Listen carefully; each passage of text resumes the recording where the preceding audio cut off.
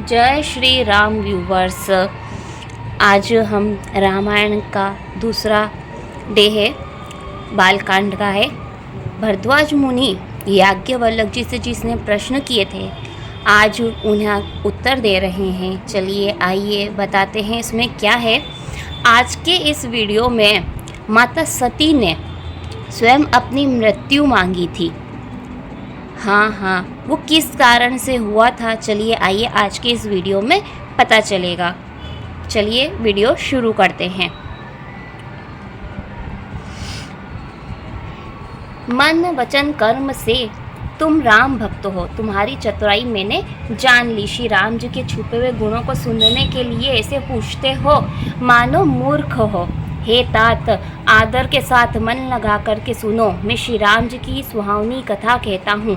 महा अज्ञान रूपी महिषासुर को मारने के लिए राम कथा भयंकर काली देवी है। श्री राम जी की कथा चंद्र किरणों के समान, जिसे संत रूपी चकोर पान करते हैं। ऐसे ही पार्वती जी ने संदेह किया था, तब महादेव जी ने विस्तार से उनको उत्तर दिया था। अपनी बुद्धि के अनुसार अब मैं महादेव जी पार्वती जी का संवाद कहता हूँ, जिसे समय जिस कारण से हुआ उसको सुन करके हे मुनि तुम्हारा विषाद मिट जाएगा। एक बार त्रेता युग में महादेव जी अगस्त ऋषि के पास गए, साथ में जगत जननी भवानी जी भी थी। ऋषि ने सब जगत की ईश्वर जान करके उनकी पूजा की। मुनिवर अगस्त जी ने राम कथा कही, जिसे शिव जी ने बहुत ही सुख मान करके सुना। फिर ऋषि ने भगवान जी की सुंदर भक्ति पूछी। शिव जी ने अधिकारी पाकर के भक्ति का वर्णन किया। श्री रघुनाथ जी के गुणों की कथा कहते सुनते शिव जी कुछ दिन तक वहीं पर रहे। फिर मुनि से विदा मांग करके शिव जी सती जी के साथ अपने स्थान को चले। उन्हीं दिनों पृथ्वी का भार उतारने के लिए श्री हरि ने रघुवंश में अवतार लिया था और पिताजी का वचन मान करके राज्य छोड़ करके अविनाशी प्रभु उदास होकर दंडक वन में विचर रहे थे।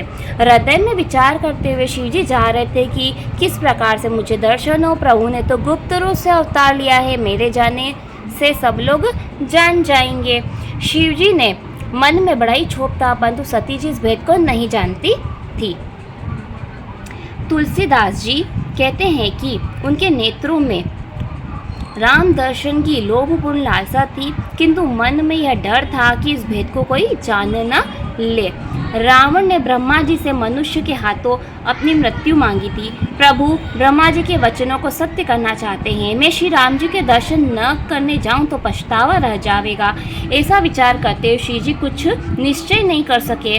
इसी प्रकार महादेव जी सोच में पड़ गए। उसी समय रावण ने नीच मारीच को साथ लिया और तुरंत ही कपटमृग बन गया। छल करके उस मूर्ख रावण ने सीता जी को हर लिया, क्योंकि वह प्रभु का प्रताप नहीं जानता था। मृग को मार करके भाई सहित जब राम जी आए तो आश्रम को सूना देख करके नेत्रों में आंसू भर आए। सीता जी के वियोग से व्याकुल मनुष्यों की भांति राम लक्ष्मण दोनों भाई उनको वन में ढूंढते फिरते हैं। जिनमें कभी संयोग वियोग नहीं है, उनमें विरह का दुख प्रत्यक्ष देखा गया है। श्री राम जी के चरित्र बहुत ही विचित्र हैं। जो बड़े ज्ञानी हैं वे ही जानते हैं, जो मंद बुद्धि हैं और अज्ञान के वश हैं हृदय में कुछ और ही समझते हैं। यहाँ राम जी मनुष्य की भांति अपनी स्त्री को खोज रहे हैं। महादेव जी ने उस समय राम जी को देखा तो उनके हृदय में विशेष आनंद उत्पन्न हुआ। नयन भर करके शोभा के सागर राम जी को देखा, परंतु को असर जान करके परिचय नहीं किया। जगत को पवित्र करने वाले सच्चिदानंद की जय हो, इस प्रकार से कह करके कामारी शिव जी चल दिए। कृपा निधान शिव जी आनंद से बारंबार पुलकित हो सती जी के साथ चले जा रहे हैं। शिव जी की दशा देख करके सती जी के हृदय में संदेह उत्पन्न हुआ। शिव जी तो जगत की वंदनीय जगदीश्वर हैं। देवता मनुष्य मुनि सब उनको सिर नवाते हैं। उन्होंने राजपुत्र को सच्चिदानंद मोक्षधाम कह करके प्रणाम किया और उनकी शोभा को देखकर इतने मग्न हो गए हैं कि अब तक हृदय में प्रीति रोके नहीं रुक रही है। जो ब्रह्मा सर्वव्यापक है, माया से रहित, अजन्मा, अदृश्य, इच्छा और भेद रहित है, जिसे वेद भी नहीं जानते। क्या वह देह धारण करके मनुष्य हो सकता है? अब सती जी के मन में यहाँ पर कुछ संदेह होता है कि देखिए, आइए उनके मन में क्या संदेह होता है कि जो विष्णु देवताओं के हित के लिए मनुष्य शरीर धारण करते हैं, और वे ही सर्वज्ञ हैं, जैसे शिव जी हैं। वे ज्ञान के भंडार, लक्ष्मीपति, असुर शत्रु के अज्ञानी के समान स्त्री को ढूंढेंगे। देखिए माता सती के हृदय में क्या आता है। फिर शिव जी की वाणी भी मिथ्या नहीं हो सकती है। सब जानते हैं कि शिव जी सर्वज्ञ हैं। इसी प्रकार से मन में बड़ा ही संदेह हुआ। किसी प्रकार से भी हृदय में ज्ञान का प्रादुर्भाव नहीं होता। यद्यपि सती जी ने प्रकट कुछ भी नहीं कहा, किंतु अंतर्यामी शिव जी मन की बातें जान ली। बोले कि हे सती सुनो, तुम्हारा स्त्री स्वभाव ऐसा संदेह हृदय में नहीं करना चाहिए। जिनकी कथा अगस्त ऋषि ने कही और जिनकी भक्ति मैंने मुनि को सुनाई, वही श्री राम जी मेरे इष्ट देव हैं, जिनकी सेवा धीर मुनि किया करते हैं। ज्ञानी, मुनि, योगी, सिद्ध, निर्मल मन से सदैव जिनका ध्यान करते हैं, वेद पुराण नेति नेति कह करके जिन प्रभु की कीर्ति गाते हैं, उन्हीं सर्वव्यापक, सब भुवनों के स्वामी, मायापति, स्वतंत्र, नित्य ब्रह्म रूप रामचंद्र जी ने अपने भक्तों के हित के लिए रघुकुल के मणि के समान अवतार लिया है। यद्यपि शिव जी ने अनेकों प्रकार से कहा, फिर भी सती जी के हृदय में उपदेश नहीं बैठा। तब महादेव जी हरि माया का प्रबल जान करके हंसकर बोले, यद्यपि तुम्हारे मन में संदेह है तो जाकर के परीक्षा क्यों नहीं लेती हो? जब तक तुम मेरे पास लौटोगी तभी मैं इस वटवट की छाया में बैठा हूँ। जिस प्रकार से तुम्हारा मोह और भ्रम दूर हो, उपाय करके, समझ से, विचार करके करना। शिव जी की आज्ञा पाकर सती जी चली। सोचने लगी कि भाई क्या करूं, कैसे परीक्षा लूं। तब शिव जी ने अपने मन में विचार किया कि दक्ष पुत्री सती का कल्याण नहीं है। जब मेरे समझाने से भी संदेह दूर नहीं होता है तो भाग्य ही उल्टा है, भलाई नहीं जान पड़ती है। वही होगा जो राम ने रच रखा है, तर्क करके कौन विस्तार बढ़ावे। ऐसा कर शिव जी हरि का नाम जपने लगे और सती जी वहाँ चली जहाँ सुख के धाम प्रभु श्री राम जी थे। बार बार मन में विचार करके अब देखिए सती माता ने किस प्रकार से परीक्षा लेने के लिए सोची, जरा ध्यान से सुनिएगा। बार बार मन में विचार करके सीता जी का रूप धारण करके सती जी उसी मार्ग में आके होकर के चली जिस मार्ग में राम जी आ रहे थे। सती जी ने सीता जी का रूप धारण किया। यह देख कर के लक्ष्मण जी बड़े ही चकित हो गए, पर राम जी से कुछ नहीं बोले। श्री रामचंद्र जी देवताओं के स्वामी हैं। वह सती जी के छल को जान गए, क्योंकि वह सब कुछ देखने वाले हैं, सबकी मन की जानने वाले हैं। जिनके स्मरण से अज्ञान दूर हो जाता है वही भगवान सर्वज्ञ श्री राम जी हैं। सती जी ने अपना छिपावा करना चाहा। स्त्री स्वभाव का यह प्रभाव है। अपनी माया का बल हृदय में विचारते हुए राम जी हंसकर के मधुर वाणी से बोले। हाथ जोड़ करके प्रभु ने सती जी को प्रणाम किया, पिता सहित अपना नाम लिया, फिर कहा कि महादेव जी कहाँ हैं? आप वन में अकेली किस कारण से फिर रही हैं? राम जी की कोमल और गुरु वचन सुनकर के सती जी बढ़ी थी संकोच में आ गई। वह डरती हुई शिव जी के पास चल गई। हृदय में सोच रही कि मैंने शिव जी का कहना नहीं माना और अपना अज्ञान श्री राम जी के सन्मुख प्रकट किया। यह मैंने क्या किया? सती जी इतना दुखी थी। सती जी को बहुत ही दुख हुआ।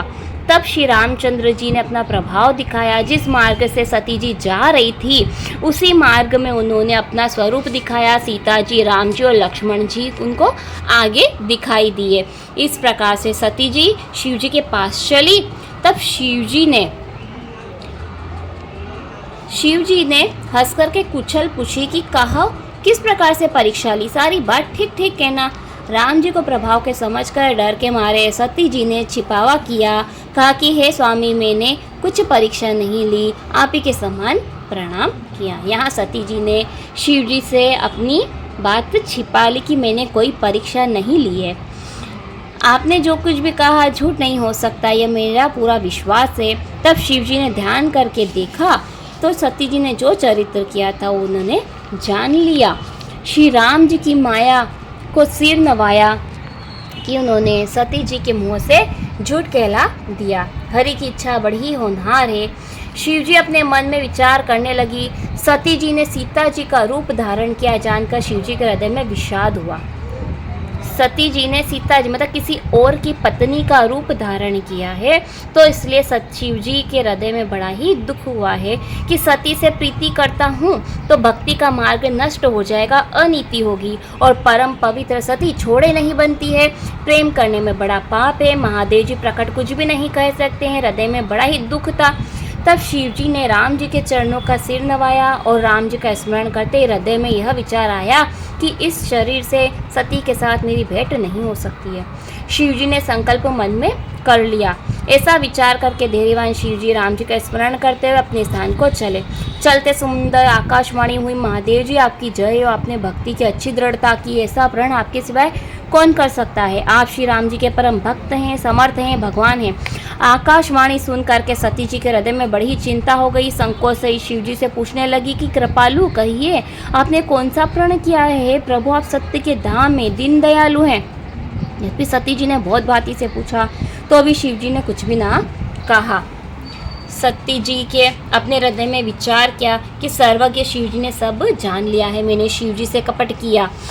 देखो प्रीति की रीति है, दूध और जल एक ही भाव बिकता है, परंतु कपट रूपी खटाई पड़ते ही दूध अलग हो जाता है। अपनी करतूत हृदय में स्मरण करके सती जी अविचरणीय चिंता हुई। कृपा के समुद्र शिव जी बड़े गंभीर है, मेरे अपराध को प्रकट नहीं कहा। शिव जी का रूप देखकर सती जी ने जान लिया कि प्रभु ने मुझे छोड़ दिया है। मन में व्याकुल हो गई, अपना अपराध समझकर कुछ कहा नहीं जाता, किंतु कुम्हार के आवे के समान हृदय तपने लगा। सती जी को चिंता से व्याकुल जान करके सुख के निर्मित शिव जी ने सुंदर कथाएं कही और मार्ग में अनेकों प्रकार के इतिहास कहते हुए शिव जी कैलाश पर पहुँचे। यहाँ शिव जी वट वृक्ष के नीचे पद्मासन लगाकर बैठ गए और शिव जी ने अपना स्वाभाविक स्वरूप संभाला और अखंड और अपार समाधि लग गई। यहाँ शिव जी कैलाश पर पर्वत पर अपनी समाधि में लीन हो गए और सती जी कैलाश पर रहने लगी। उनके मन में बड़ा ही दुख था। इस भेद को कोई कुछ भी नहीं जानता था। युगों के समान दिन बीतने लगे।